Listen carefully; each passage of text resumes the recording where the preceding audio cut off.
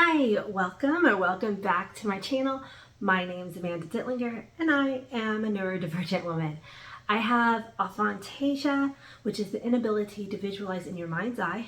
I have SDAM, which is a pretty rare memory disorder, and I am on the path to getting a autistic diagnosis. So I have so many video ideas. It's crazy, and I'm just like wanting to kind of share about all of these topics. I'm trying to rotate throughout and keep the videos concise. So I have, especially right now, because I'm going through getting an autistic diagnosis, I feel like I'm putting out more autistic videos. But today's video is actually going to be on aphantasia. So, well, okay, I'm trying to like organize my thoughts here, right? So I am on a Facebook group and I love Facebook groups. They just really help me in my life. But the one that I am on that is on Aphantasia, it's a lovely group. There's so many amazing people, and I think some of my subscribers are from that group, and most of them are awesome. But every once in a while you come across one and they're like, oh, that's not Aphantasia. That's not Aphantasia. Okay, it is a neurodivergency. Any kind of neurodivergency is going to be on a spectrum, and not everything that applies to one person is going to apply to other people with that same neurodivergency. Brains are just wildly, beautifully different, okay, people?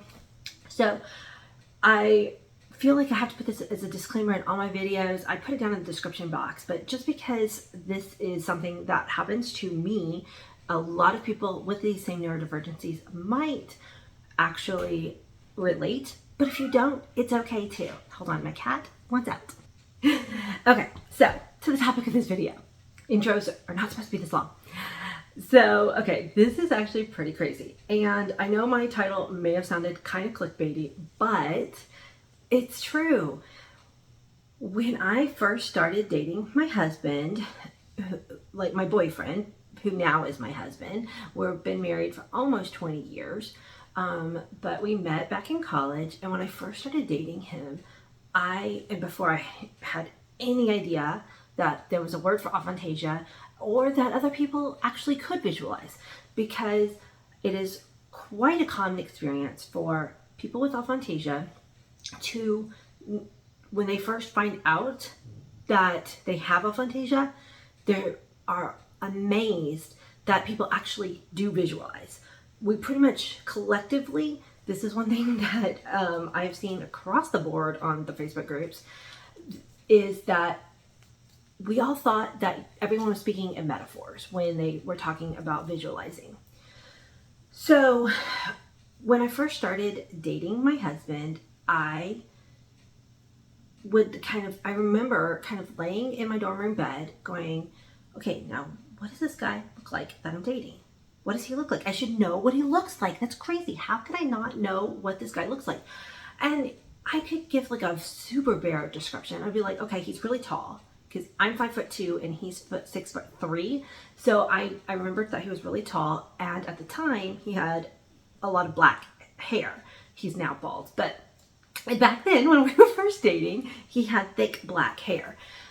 And that's all I could remember. And I remember thinking like, oh my gosh, if I ever had to talk to a sketch artist, how would I do that? You know, please, sketch artist, because it's like, I'm dating this guy. And this is, I'm talking about the first week or so that we were dating, guys.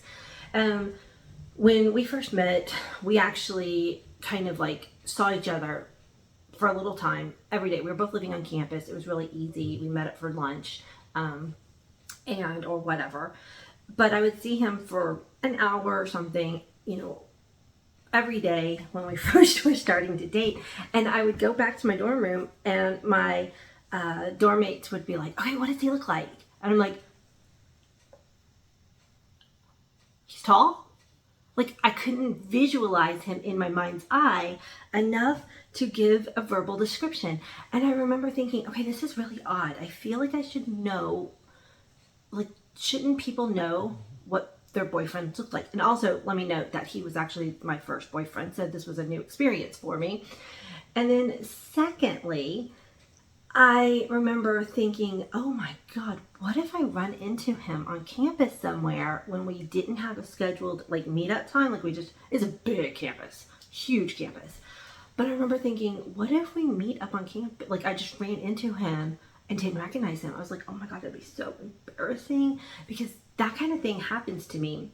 When I first meet somebody, until I am around them long enough to get a kind of visual description bank in my head, if I run into them out of context, I probably am not going to recognize them. So for instance, I've been in this house for 2 years. My neighbor, I've talked to her a handful of times, but I don't have a very good descriptive visual memory bank of what she looks like. I mean, I can say she's petite and she's got blondish hair that a lot of times when I see her in front of her in her yard is in a ponytail, I think. Can't even remember how long it is. Like, I've talked to this lady several times. She's one of the best neighbors ever. But if I ran into her at the post office or the grocery store, I probably would not recognize her, because until I'm around somebody over and over and over and have very long, multiple conversations, I'm just not going to recognize that person out of context. And that is there is a face blindness called hold on. Asking my device how to pronounce the word.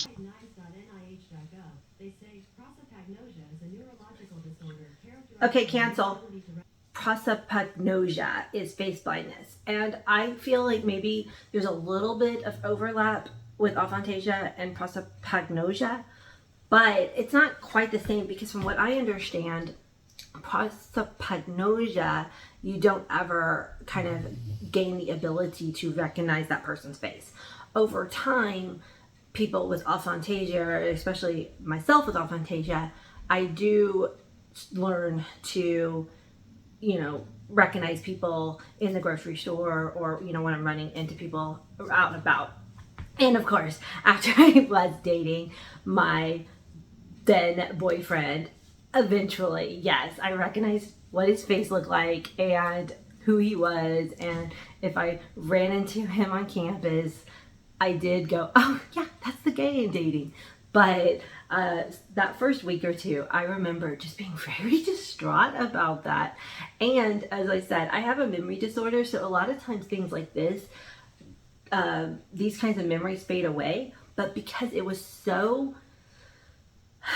startling and upsetting, it was a time in my life, like I said before, I knew I had aphantasia, where obviously I was affected by aphantasia, that memory cemented in my head. And okay, so this is kind of going into the SDAM a little bit. SDAM, I cannot relive memories in first person. So even when I'm talking about this memory that I had, like laying on the dorm room, I know it as a fact. Like, I know that I did this. I've told this story before. I don't actually relive the memory. I cannot put myself back into that like emotional kind of space of the actual memory. It's just a fact that I have about that time in my life. So yes, living with aphantasia, most of the time, day to day, you don't even really, for myself, I'm not even aware of it. Most of the time I have workarounds when there's times when it would be helpful to visualize. I have just had different coping mechanisms, because that's the thing. Like, if you've never been able to visualize, your brain adapts and your way that you behave adapts. And so it's not a big deal. But there are times where it's just an obviously glaring, like, oh, okay, I'm pretty sure that most people who are dating, when they go home, they could then describe the person that they had a 3 or 4 hour date with to the person that their roommate or something. But now one of the coping mechanisms that I have, because now I know I have aphantasia, if I'm meeting somebody and I know that I need to recognize them later and I don't want it to be embarrassing, I will mentally, and it takes a lot of mental, like, because I'm trying to have a conversation and do this subtly without like, oh, by the way, I'm studying your face so that I can remember who you are later. I mean, because who does that, right? But I will mentally kind of catalog, okay, this person has short hair. They have deep set eyes. They are wearing these colored glasses, and hopefully they don't change those glasses because a lot of people do for fashion. You know, and like mentally just try to catalog as many distinguishing characteristics. And if I am consciously doing it, then later it's more likely that I will recognize the person. If I'm just having a conversation and in the moment, and that's the thing, a lot of people with aphantasia and SDAM, we are just very present. We're just in the present. We don't think past or future very often. We live right in the now. And if I'm just in the now and I'm not thinking, okay, I need to memorize this person's facial characteristics, then later, they're gone. They're not in my head anymore. So anyway, I just wanted to share that. I know this was a little bit more of a rambling kind of video. I hope you don't mind. Make sure you check out my other videos on aphantasia and SDAM. And I hope that you are also enjoying my content on autism. Please subscribe to this growing channel. I can't wait. I'm getting close to 100 subscribers. That's really exciting. And I just want to add my voice to the conversation about disability pride and awareness, because, you know, disability isn't the problem, accessibility is.